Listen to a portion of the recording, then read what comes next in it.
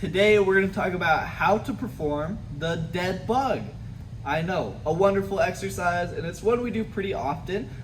Luckily this will be a short and quick video because it's not a complicated movement. It's pretty simple, but there's a couple of things you might want to focus on the next time you do it to get the most benefits possible from this exercise. So I'll demonstrate a couple of our wonderful dead bugs. We'll obviously start laying down on our mat here. I'm going to make sure my knees are directly over my hips and my hands or my arms are directly over my shoulders. So they're not starting back here or up here, they're right over my shoulders, and same thing with my legs. They're not down here, they're not all the way up, they're right over those hips.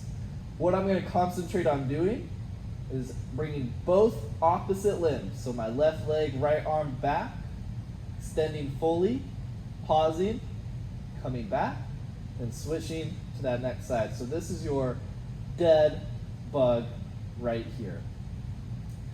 So nothing too major, right? I just wanted to demonstrate a couple first, show you what it's all about. Now let's talk about how to do that a little bit more effectively as you go through it and the things I think about to get the most out of that exercise. Number one is understanding the reason we're doing this movement. It is definitely a core exercise, but the biggest thing we're trying to build here isn't just our muscles, it's actually our mind-muscle connection in terms of moving opposite limbs at the same exact time. And a lot of people are going to be very uncoordinated when it comes to moving opposite limbs. You may have experienced this already with the dead bug. If you've noticed the first time you did this exercise compared to now, right? It changes a lot. So that's your goal, is to really build the connection of moving opposite limbs at the same time. So for me, I kind of make a rule with myself. The further my leg goes, the further my arm goes. So I'm trying to match the same speed and movement pattern with both limbs. And I'm really flexing my low back into the mat while I do this. That's super important. Try to bring that low back into that mat and think about that tension, opening up and keeping that tension as those limbs extend, pausing, coming back and maintaining that tension. So the whole time I'm keeping tight core, keeping those knees in position, and then from there, extending at the same time. It should feel like you're just crawling on the ceiling.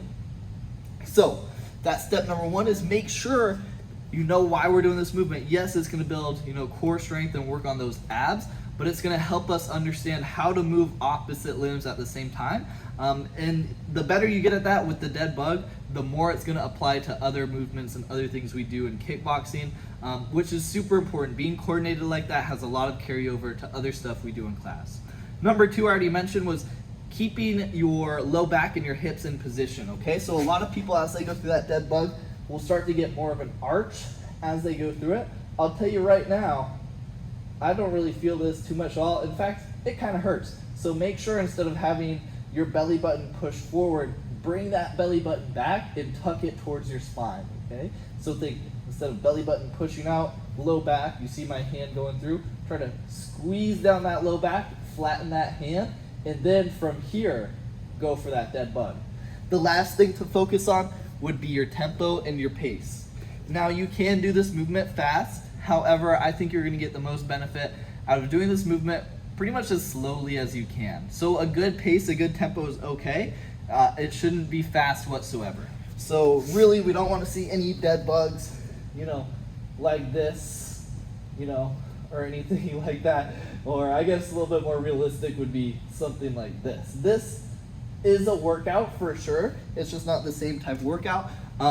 And remember, you're not allowed to be a cockroach during your dead bug. So you can't go that fast, okay? You got to pick a slow bug. So you could be like a ladybug or something, and just try to go a little bit slower. So think 3 seconds on the way down, 2 seconds on the way up. So 1, 2, 3, 1, 2, 1, 2, 3, 1, 2. You notice I also have kind of a second of a pause in that fully extended range.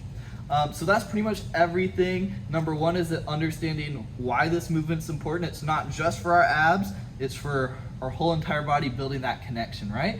Number two is keeping our hips in position, or that low back, the way it should be. And that goes for any ab exercise pretty much, but especially this one. And that last one was just making sure your tempo is correct, taking 3 seconds to get all the way extended, holding it for 1 second, and coming up in 2 seconds. Doesn't have to be that exact tempo, but slow on the way down, pause, a little bit faster on the way up, okay? So once again, my name is Alex. That's how you do your dead bug.